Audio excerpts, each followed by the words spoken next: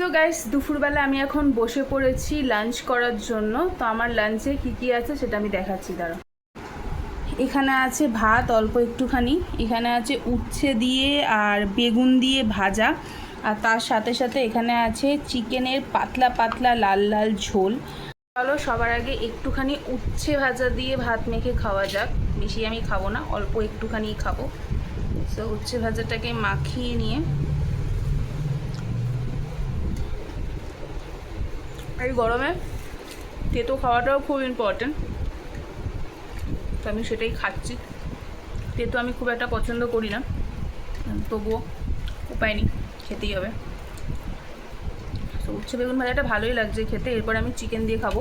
তোমরা তোমাদের দুপুরবেলা কি লাঞ্চ করেছো সেটা আমাকে ফটাফট কমেন্ট করে জানাও।